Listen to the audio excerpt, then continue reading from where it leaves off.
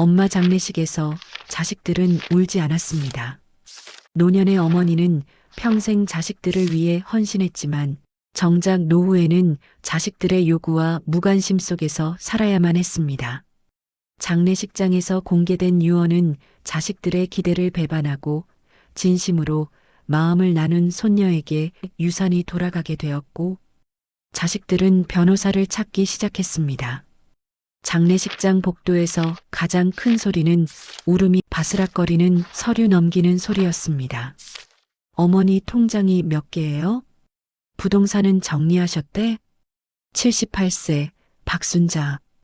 그 이름 석자가 적힌 영정사진 앞에서 세 남매는 고개를 맞대고 있었습니다. 큰아들 민수는 정장 주머니에서 계산기를 꺼냈고 둘째 딸 혜진이는 스마트폰으로 부동산 시세를 검색했습니다. 막내 아들 준호는 장례식장 밖에서 전화 통화 중이었습니다. 변호사 선임해야 하나? 상속세는 얼마나 나올까? 빈소 안쪽 구석 24살 손녀 지은이만 할머니 영정을 바라보며 눈물을 닦고 있었습니다. 그 눈물을 본 사람은 아무도 없었습니다. 그런데 이틀 뒤 변호사 사무실에서 유언장이 공개되는 순간 모든 것이 뒤집혔습니다. 상속인은 손녀 한지은입니다. 세 남매의 얼굴이 하얗게 질렸습니다. 뭐라고요? 그리고 변호사는 봉투 하나를 더 꺼냈습니다. 고인께서 남기신 육성 메시지가 있습니다. 스피커에서 할머니의 목소리가 흘러나왔습니다. 내가 평생 바랐던 건 돈이 아니라 관심이었단다. 그 순간 막내 아들 준호의 눈에서 처음으로 눈물이 흘렀습니다. 대체 무슨 일이 있었던 걸까요? 이 이야기는 10년 전 박순자 할머니가 68살이던 해부터 시작됩니다. 새벽 4시 알람도 없이 눈이 떠집니다. 40년을 그렇게 살아왔으니 몸이 기억하는 겁니다. 순자는 무릎을 짚고 일어섰습니다. 욱신거리는 관절염 통증이 스멀스멀 올라왔지만 이제 익숙합니다. 오늘은 김치 담그는 날이지. 11월 중순 김장철입니다. 순자는 베란다에 쌓아둔 배추 25포기를 내려다봤습니다. 혼자 사는 집에 이렇게 많은 배추가 필요한 이유는 하나였습니다. 자식들 집에 나눠줘야 하니까요. 민수네 집, 혜진이네 집, 준호네 집, 그리고 요양원 어르신들 것까지. 순자는 고무장갑을 끼고 배추를 씻기 시작했습니다. 찬물에 손을 담그자 손가락 마디마디가 시렸습니다. 주름진 손등 위로 핏줄이 붉어져 나왔습니다. 이 손으로 몇 번이나 김치를 담갔을까? 23살에 시집와서 55년.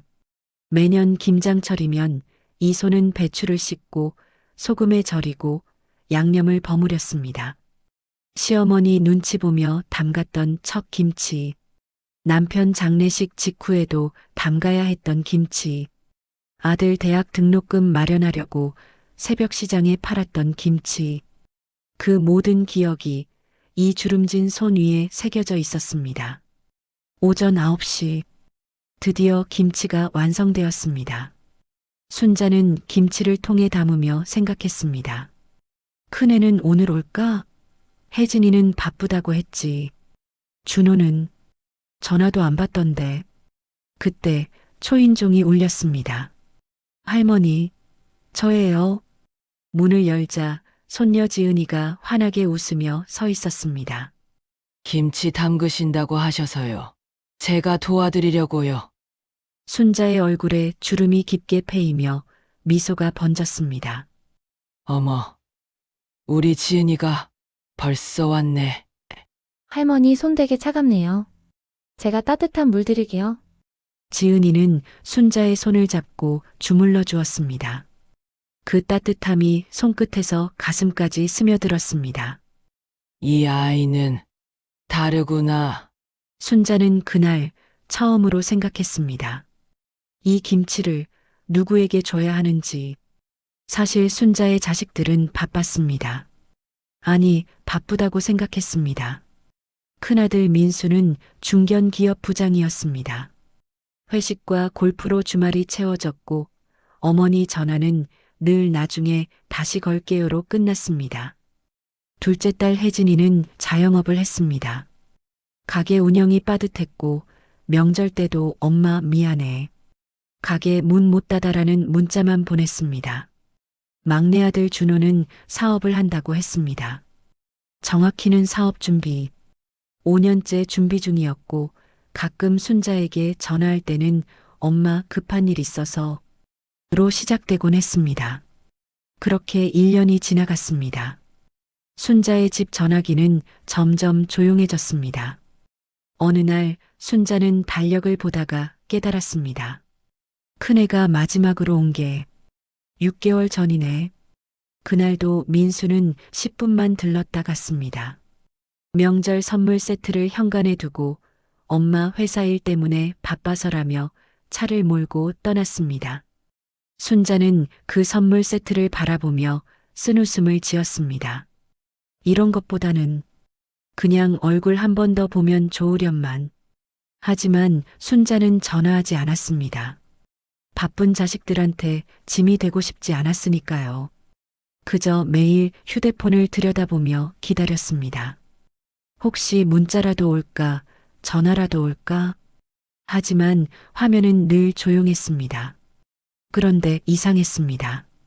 지은이는 일주일에 한 번은 꼭 연락했습니다. 할머니, 제가 이번 주 토요일에 갈게요. 할머니, 이거 드시라고 과일 사뒀어요. 할머니, 오늘 날씨 추운데 감기 조심하세요. 지은이는 대학생이었습니다. 아르바이트를 3개나 하며 학비를 벌었습니다. 순자보다 훨씬 바빴습니다. 그런데도 지은이는 시간을 냈습니다. 왜 그럴까? 내가 손녀한테 해준 게 뭐가 있다고.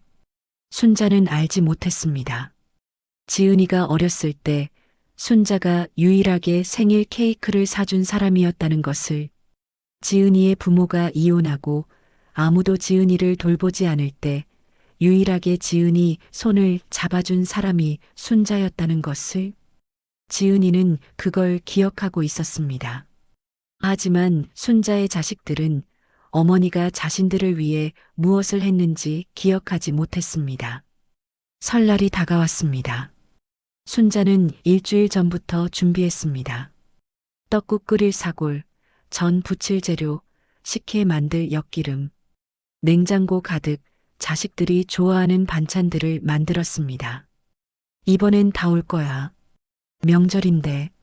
설날 아침 순자는 새벽 5시에 일어나 상을 차렸습니다. 9시 큰아들 민순의 가족이 도착했습니다. 어머니, 새해 복 많이 받으세요. 민수는 절을 하고 곧바로 거실 소파에 앉아 TV를 켰습니다. 며느리는 순자와 눈도 마주치지 않고 방으로 들어갔습니다. 민수야, 떡국 먹어라. 아, 저 점심 약속 있어서요. 간단히만 먹을게요. 10시, 둘째 딸 혜진이네가 왔습니다. 엄마 급하게 와서 미안해. 가게 일 때문에 일찍 가봐야 해. 혜진이는 떡국 한 그릇 후루룩 먹고 30분 만에 일어났습니다. 엄마, 세뱃돈은 계좌로 보내드릴게. 먼저 갈게요. 11시. 막내 준호는 전화도 받지 않았습니다. 순자는 문자를 보냈습니다. 준호야, 명절인데 얼굴 좀 보자. 엄마가 내가 좋아하는 갈비찜 해놨어. 답장은 오후 3시에 왔습니다. 엄마, 미안. 사업 건으로 급하게 약속 잡혔어? 다음에 갈게. 오후 4시. 순자는 텅 빈 거실에 혼자 앉아 있었습니다. 상 위에는 떡국이 식어가고 있었습니다. 냉장고에는 손도 안 댄 반찬들이 그대로였습니다. 순자는 창밖을 바라봤습니다. 다른 집들은 환하게 불이 켜져 있었습니다. 웃음소리가 들렸습니다. 나는 뭘 잘못한 걸까? 눈물이 핑 돌았습니다. 하지만 흘리지 않았습니다. 울면 안 돼. 자식들이 바쁜 거야. 나만 생각할 순 없지. 그때 초인종이 울렸습니다. 할머니, 저예요. 지은이었습니다. 지은이는 떡국 한 그릇을 뚝딱 비우고 할머니 옆에 앉아 손을 잡았습니다. 할머니, 저랑 윷놀이해요. 제가 육 가져왔어요. 그날 밤 순자는 처음으로 명절에 웃었습니다. 하지만 가슴 한구석은 무거웠습니다. 자식들은 나를 잊어가고 있구나. 이듬해 봄 순자는 건강검진을 받았습니다. 결과는 좋지 않았습니다. 췌장에 이상 소견이 있습니다. 정밀 검사를 해봐야겠어요. 순자는 집으로 돌아와 자식들에게 전화했습니다. 민수는 받지 않았습니다. 혜진이는 엄마 지금 손님 받는 중이야. 나중에 전화할게 하고 끊었습니다. 준호는 전화를 받았습니다. 엄마 무슨 일이야? 준호야, 엄마가 병원에서 검사를 받았는데. 아, 엄마. 지금 회의 중이야. 나중에 얘기하자. 뚝. 전화가 끊겼습니다. 순자는 휴대폰을 내려놓고 멍하니 천장을 바라봤습니다. 내가 아파도 관심 없구나. 그날 밤 순자는 오래 잠들지 못했습니다. 30년 전 남편이 교통사고로 세상을 떠났을 때가 떠올랐습니다. 순자는 그날부터 식당에서 일했습니다. 아침 6시부터 밤 10시까지 주방에서 설거지하고 홀에서 서빙하고 밤에는 청소했습니다. 손은 세제로 갈라졌고 다리는 부어올랐지만 멈출 수 없었습니다. 자식들 대학은 보내야지. 민수는 서울대학에 들어갔습니다. 혜진이는 간호대를 나왔습니다. 준호는 사립대를 졸업했습니다. 모두 순자가 악착같이 번 돈으로 공부했습니다. 그땐 내가 행복했어. 자식들이 잘 되는 게 내 기쁨이었으니까. 하지만 지금은 달랐습니다. 자식들은 잘 살고 있었습니다. 민수는 20평대 아파트에서 30평대로 이사했습니다. 혜진이는 가게를 2개로 늘렸습니다. 준호는 여전히 사업 준비 중이었지만 외제차는 몰고 다녔습니다. 그런데 왜 나한텐 시간이 없을까? 순자는 그날 결심했습니다. 내가 죽기 전에 정리할 게 있어. 2주 후 순자는 변호사 사무실을 찾았습니다. 유언장을 작성하고 싶습니다. 변호사는 순자를 바라봤습니다. 혹시 건강상 문제가 있으신가요? 검사 결과를 기다리고 있어요. 그런데 미리 준비하고 싶어서요. 변호사는 고개를 끄덕이며 서류를 꺼냈습니다. 상속인은 누구로 하시겠습니까? 순자는 잠시 침묵했습니다. 큰아들, 둘째 딸, 막내 아들, 그리고 손녀. 일단 제 재산 목록부터 말씀드릴게요. 순자는 천천히 말했습니다. 강동구의 아파트 한 채, 시가로 6억 정도 됩니다. 예금은 2억 3천. 그리고 제가 10년 전부터 모아온 적금이 5천만 원 있어요. 변호사는 놀란 표정을 지었습니다. 총 8억 8천만 원 정도 되시네요. 자제분들께서 아시나요? 모를 겁니다. 제가 말한 적이 없으니까요. 순자는 쓴웃음을 지었습니다. 자식들은 제가 연금으로 근근히 산다고 생각해요. 아파트도 전세인 줄 알죠. 왜 말씀 안 하셨습니까? 알면 달라질까봐. 순자는 창밖을 바라봤습니다. 재산 때문에 찾아오는 관심은 관심이 아니잖아요. 변호사는 잠시 말이 없었습니다. 그럼 상속 대상은? 순자는 천천히 입을 열었습니다. 손녀 한지은, 손녀분께요? 네, 전액을요. 변호사는 펜을 멈췄습니다. 자제분들께 한 푼도 안 남기신다는 말씀이신가요? 아니요. 순자는 고개를 저었습니다. 자식들한테도 줄 거예요. 다만 조건이 있어요. 조건이요? 제가 살아있을 동안 한 달에 한 번씩 찾아오는 것. 그게 다입니까? 네, 그게 답니다. 순자는 손을 꽉 쥐었습니다. 돈을 주는 게 아니라 기회를 주는 거예요. 마지막 기회를요. 변호사는 천천히 고개를 끄덕였습니다. 알겠습니다. 그럼 유언장에 명시하겠습니다. 그날 순자는 유언장에 서명했습니다. 주름진 손으로 천천히 또박또박 그리고 마지막 조항을 추가했습니다. 지은아, 내가 할머니한테 해준 것들을 다른 어르신들한테도 해주렴. 이 돈으로 요양원에 김치를 기부하고 매달 봉사활동을 해주렴. 그게 할머니의 마지막 부탁이야. 순자는 봉투에 육성 메시지도 녹음했습니다. 변호사만 듣고 유언 공개 때 틀어달라고 부탁했습니다. 집으로 돌아온 순자는 자식들에게 문자를 보냈습니다. 얘들아, 엄마가 검사 결과 나왔어. 다음 주 일요일에 집에 모여줄 수 있니? 답장은 제각각이었습니다. 민수 어머니, 무슨 결과예요? 심각한 거예요? 일요일은 골프 약속이 있는데 다음 주로 미룰게요. 혜진 엄마, 지금 장사가 너무 바빠. 전화로 얘기해줘. 준호 엄마, 투자자 미팅 있어서 힘들 것 같아. 결과 문자로 알려줘. 순자는 휴대폰을 내려놓았습니다. 역시, 그렇구나.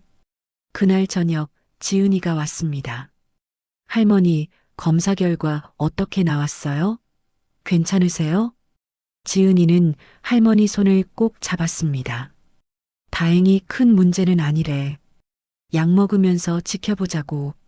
정말요? 다행이다. 지은이의 눈에 눈물이 맺혔습니다. 순자는 지은이를 꼭 안아주었습니다. 이 아이는 진짜구나. 그날 밤 순자는 일기장을 꺼냈습니다. 50년 동안 써온 일기장이었습니다. 마지막 장에 이렇게 적었습니다. 나는 평생 자식들을 위해 살았다. 하지만 자식들은 나를 위해 살지 않았다. 그건 내 잘못이 아니다. 그들의 선택이었다. 나는 이제 나를 위해 선택하겠다. 진심을 알아봐준 사람에게 내 마지막을 남기겠다. 순자는 자식들에게 마지막 기회를 주기로 했습니다. 매달 첫째 주 일요일, 순자는 자식들에게 전화했습니다. 이번 주 일요일에 밥 먹으러 올래? 첫 달 아무도 오지 않았습니다. 둘째 달 혜진이가 30분 들렀다 갔습니다. 셋째 달 준호가 돈을 빌리러 왔습니다. 엄마, 이번 사업만 성공하면 다 갚을게. 순자는 500만 원을 줬습니다. 준호는 고마워, 엄마. 하고 사라졌습니다. 넷째 달 민수는 전화도 받지 않았습니다. 1년이 지났습니다. 순자는 조용히 달력에 표시를 했습니다. 민수 방문 횟수 2회, 혜진 방문 횟수 4회, 준호 방문 횟수 3회 돈 빌리러 온 것 포함, 지은 방문 횟수 52회. 순자는 펜을 내려놓았습니다. 이제 됐어. 충분해. 그해 여름 순자는 건강이 급격히 나빠졌습니다. 췌장암 말기 진단을 받았습니다. 6개월에서 1년 정도 남았습니다. 순자는 담담히 받아들였습니다. 이제 정리할 시간이구나. 순자는 마지막으로 김치를 담갔습니다. 이번엔 혼자가 아니었습니다. 지은이가 옆에서 도왔습니다. 할머니, 이렇게 하는 거 맞아요? 그래, 그렇게 양념을 골고루 묻혀야 해. 순자는 지은이의 손을 잡았습니다. 지은아, 할머니가 김치 담그는 법 알려줄게. 잘 배워둬. 네, 할머니. 둘은 함께 배추를 버무렸습니다. 그날 순자는 김치통 3개를 준비했습니다. 하나는 지은이에게, 하나는 요양원에, 하나는 냉장고에 남겨뒀습니다. 마지막 김치야. 자식들이 먹을 수 있을까? 가을이 왔습니다. 순자는 병원에 입원했습니다. 지은이는 매일 병원에 왔습니다. 아르바이트를 마치고 학교 수업이 끝나고 밤늦게까지 병상 옆을 지켰습니다. 할머니, 제가 있을게요. 순자는 지은이의 손을 꼭 잡았습니다. 이 아이가 내 진짜 가족이구나. 자식들은 일주일 뒤에야 병원에 왔습니다. 민수는 5분, 혜진이는 10분, 준호는 20분 있다가 떠났습니다. 어머니, 일 때문에 바빠서요. 나중에 다시 올게요. 하지만 다시 오지 않았습니다. 순자는 그들의 뒷모습을 바라보며 생각했습니다. 내가 죽으면 그때는 올까? 겨울이 왔습니다. 순자의 상태는 더 나빠졌습니다. 어느 날 밤 순자는 지은이를 불렀습니다. 지은아, 내 할머니가 너한테 할 얘기가 있어. 순자는 손을 뻗어 지은이 머리를 쓰다듬었습니다. 너는 참 착한 아이야. 할머니한테 진심으로 대해줬어. 할머니, 왜 갑자기 그러세요? 할머니가 곧 떠날 거야. 지은이의 눈에서 눈물이 주르륵 흘렀습니다. 할머니, 그런 말씀하지 마세요. 울지 마. 할머니는 괜찮아. 너 덕분에 행복했어. 순자는 지은이 손을 꼭 쥐었습니다. 할머니가 너한테 남겨줄 게 있어. 나중에 알게 될 거야. 할머니. 그리고 지은아, 부탁 하나만 들어줄래? 네, 할머니. 뭐든지 말씀하세요. 할머니가 해왔던 것처럼 다른 어르신들한테도 잘해드려. 너처럼 외로운 어르신들이 많아. 내가 그분들한테 따뜻함을 줄 수 있을 거야. 지은이는 고개를 끄덕였습니다. 네, 할머니. 꼭 그렇게 할게요. 순자는 미소 지었습니다. 이 아이라면 내 뜻을 이어갈 거야. 12월 15일. 박순자는 조용히 숨을 거두었습니다. 병실에는 지은이만 있었습니다. 할머니, 안녕히 가세요. 지은이는 할머니 손을 놓지 못했습니다. 장례식장 연락을 받고 자식들이 도착했습니다. 하지만 그들의 눈에는 눈물이 없었습니다. 대신 입에서는 질문만 나왔습니다. 어머니 통장 어디 있어? 부동산 서류는? 유언장 있대? 장례식 이틀째 되는 날 변호사가 찾아왔습니다. 고인께서 유언장을 남기셨습니다. 내일 사무실로 와주시기 바랍니다. 민수, 혜진, 준호는 서로 눈빛을 교환했습니다. 드디어 유산 분배구나. 다음 날 오후 2시 변호사 사무실. 민수, 혜진, 준호가 나란히 앉았습니다. 지은이는 구석 의자에 조용히 앉아 있었습니다. 변호사가 서류를 펼쳤습니다. 고인 박순자 씨의 유언을 집행하겠습니다. 먼저 재산 목록입니다. 강동구 아파트 일채, 시가 6억 원, 예금 총액 2억 3천만 원, 적금 5천만 원, 합계 8억 8천만 원입니다. 민수의 눈이 휘둥그레졌습니다. 뭐라고요? 8억? 혜진이는 계산기를 두드렸습니다. 셋이서 나누면 1인당 약 3억씩. 준호는 벌써 미소를 지었습니다. 어머니가 이렇게 많이 모아두셨구나. 변호사는 다음 장을 넘겼습니다. 상속인은 잠시 침묵. 손녀 한지은입니다. 뭐? 세 사람이 동시에 소리쳤습니다. 말도 안 돼. 손녀한테 전부 다요? 우리는요? 변호사는 차분히 설명했습니다.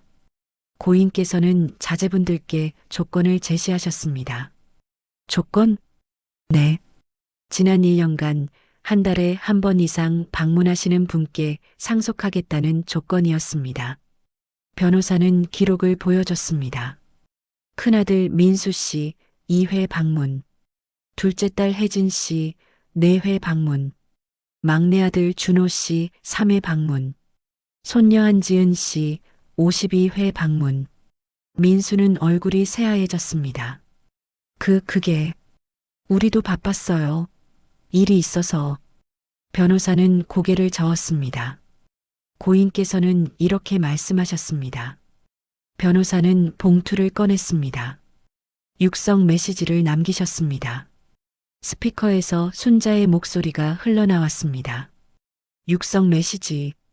얘들아, 엄마가 이 말을 녹음하는 날 가슴이 참 아프구나. 너희를 키우면서 엄마는 행복했어.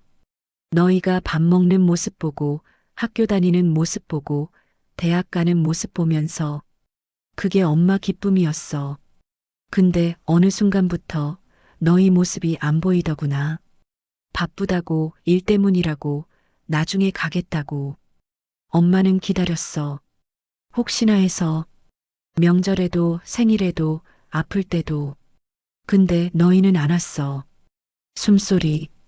엄마가 평생 바랐던 건 돈이 아니라 관심이었단다. 엄마 손 한 번 잡아주고 밥 한 번 같이 먹고 그냥 얼굴 한 번 보는 것. 그게 그렇게 어려웠니? 긴 침묵. 지은이는 달랐어. 지은이는 바빴어. 너희보다 훨씬 바빴어.